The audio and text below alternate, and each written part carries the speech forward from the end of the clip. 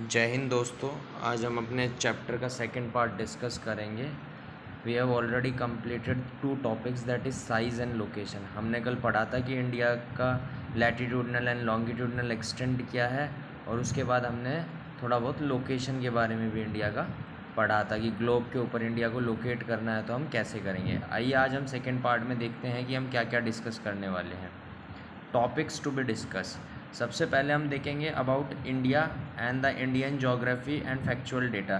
Basically हम India की political geography को समझने की थोड़ी सी कोशिश करेंगे इस टॉपिक में।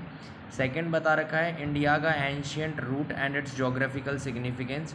इंडिया के एंशियंट रूट में आपको एक बहुत इंपॉर्टेंट लैंड रूट मिलता है जिसके बारे में हम आज बात करेंगे।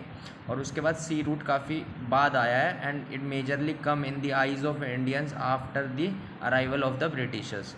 एंड थर्ड अगर हम देखें concept of longitudinal lines for the time calculation. There is a concept given in your 10th class book and even in the 6th class book कि अगर गुजरात से अरुणाचल प्रदेश तक का हम लॉन्गिट्यूडनल एक्सटेंट देखें, जो कि हमने ऑलरेडी देखा था 68 डिग्री एंड 7 मिनट से 97 डिग्री एंड 25 मिनट तक था, तो ये बेसिकली इसमें जो डिफरेंस आता है वो 30 डिग्री लैटिट्यूड का आता है, 30 डिग्री लॉन्गिट्यूड का आता है अप्रॉक्सीमेटली।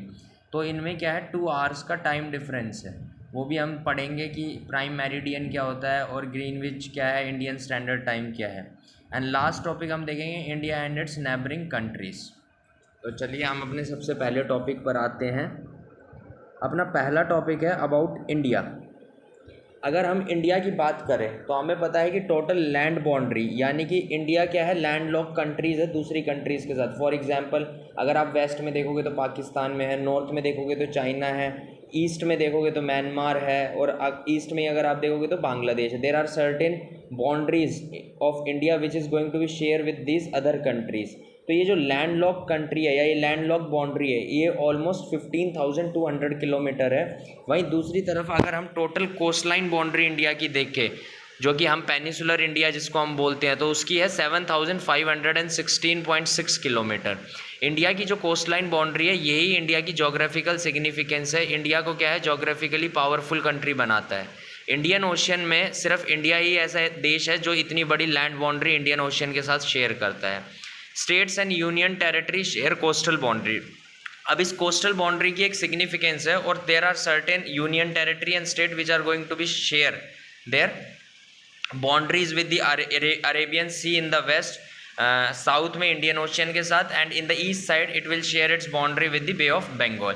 तो आइए हम देखते हैं, ये मैंने जो आपको स्टेट्स एंड यूटीज़ के नाम दिए हैं ये डिसेंडिंग ऑर्डर में दिए कि सबसे ज़्यादा क्या है, अंडमान एंड निकोबार सबसे ज़्यादा अपनी लैंड बाउंड्री शेयर करता है ओशियन के साथ। सेकंड नंबर पे आपका गुजरात आता है, थर्ड नंबर पे आपका आंध्र प्रदेश आता है, फोर्थ नंबर पे आपका तमिलनाडु आता है, फिफ्थ नंबर पे महाराष्ट्र, सिक्स्थ पे केरला, सेवन्थ पे Orissa, eighth pay Karnataka, ninth पे वेस्ट बंगाल, टेंथ पे लक्षद्वीप, 11th पे गोवा, 12th पे पुडुचेरी, 13 पे दमन and Diu and Dadar and Nagar Haveli. ये दमन and Diu and Dadar and Nagar Haveli ये क्या कर दिया, एक ही यूटीज़ के अंदर कर दिया ऑन 26th ऑफ जनवरी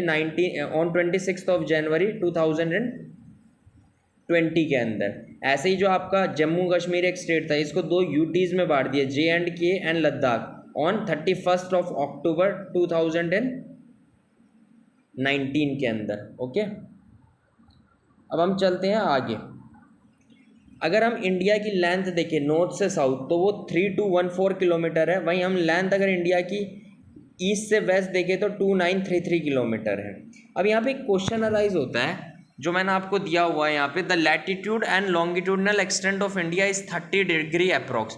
अगर आप डिफरेंस निकालो, फॉर एग्जांपल जैसे हमने देखा था 8 डिग्री एंड 4 मिनट नॉर्थ से, 37 degree and 6 minute 6 minute north तक आपका क्या है लैटिट्यूड एक्सटेंट है। अगर इसको आप अप्रॉक्सीमेटली इसका डिफरेंस निकालेंगे तो 29.5 आएगा एग्जैक्ट तो, लेकिन अप्रॉक्स आप 30 मान के चलो।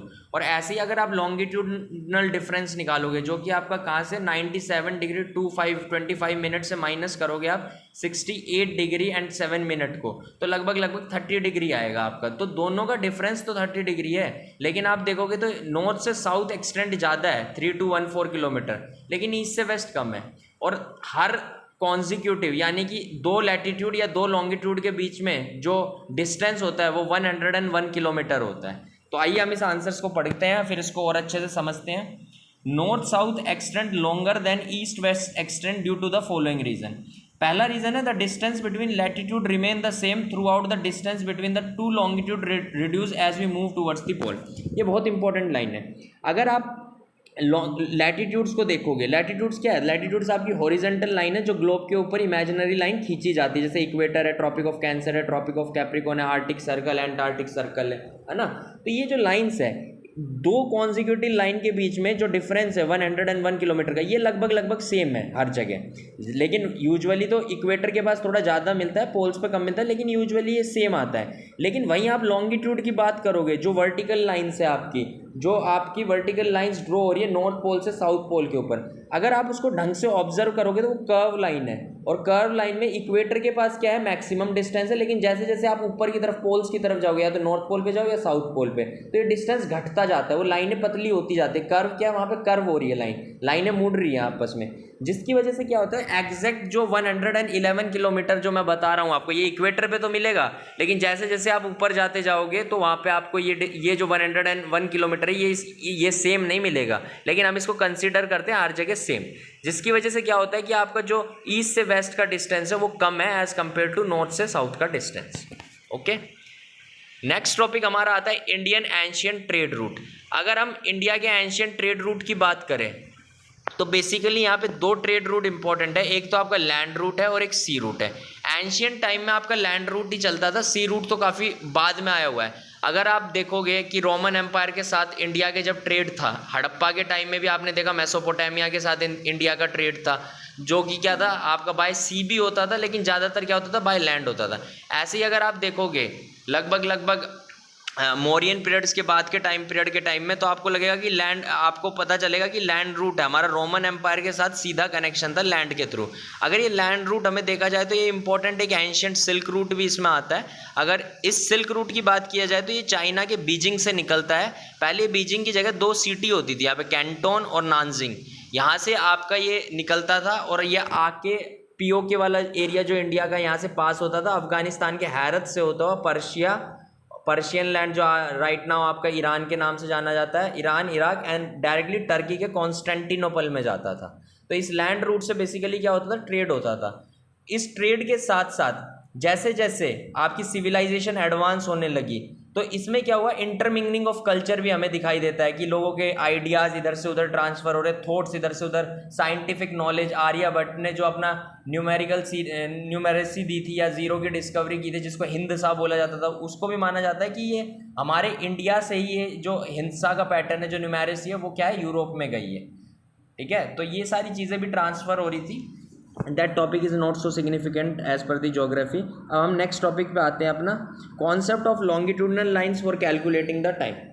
देखो, इसको समझने के लिए सबसे पहली चीज़ तो है, मैंने यहाँ पे डिटेल में आपको लिख के तो दिया हुआ है, लेकिन आप समझना। अभी आपको मैंने बताया था कि 30 डिग्री का डिफरेंस होता है किस किस के बीच में, आपका लैटिट्यूड एक्सटेंट में भी और लॉन्गिट्यूड एक्सटेंट। लॉन्गिट्यूडनल जो लाइंस होती है वो बेसिकली टाइम को कैलकुलेट करने के लिए ही होती है। अगर आप लॉन्गिट्यूडनल की जीरो लाइन देखोगे तो ये इसको बोला जाता है प्राइम मेरिडियन या ग्रीनविच मेरिडियन। ठीक है, ये बेसिकली लंदन से पास हो रही है और इसके हिसाब से क्या है, टाइम का कैलकुलेशन किया जाता है। अगर ग्लोब में एक तरफ 0 डिग्री है तो उसके अपोजिट में आपको 180 डिग्री लाइन मिलेगी, है ना, 180 डिग्री, क्योंकि 0 से ईस्ट की तरफ जाओगे तो भी 180 ईस्ट और वेस्ट की तरफ जाओगे, यानी कि दोनों तरफ क्या है, 180 लाइन्स है। टोटल कितनी हो गई, 360 लाइन्स। यही 360 लाइन्स है आपकी, 360 लाइन्स है। और घंटे कितने आपके पास, 24 आवर्स। तो अगर आप ये 360 इज इक्वल टू 24 आवर्स को इक्वेट करोगे तो आपको मिलेगा कि 1 डिग्री में 4 मिनट का डिफरेंस आता है, यानी कि दो लॉन्गिट्यूड के बीच का जो डिस्टेंस तो 111 किलोमीटर है, लेकिन अगर टाइम की बात करें तो 4 मिनट का डिफरेंस आ रहा है। तो 30 डिग्री में कितने मिनट का डिफरेंस हो गया, आप कर लो, 30 इंटू 4, 3 4 जो 12, 120 मिनट, यानी कि लगभग 2 घंटे का फर्क है ना। तो इंडिया में अगर आप देखोगे, अरुणाचल प्रदेश में अगर सुबह के 4 बज रहे हैं तो एज पर दी जो ये टाइम का कॉन्सेप्ट है, इस हिसाब से आपके गुजरात में 6 बजे होने चाहिए। ठीक है, तो यही चीज़ आपको थोड़ा सा जाननी थी, जो मेरे को बतानी थी आपको। ओके,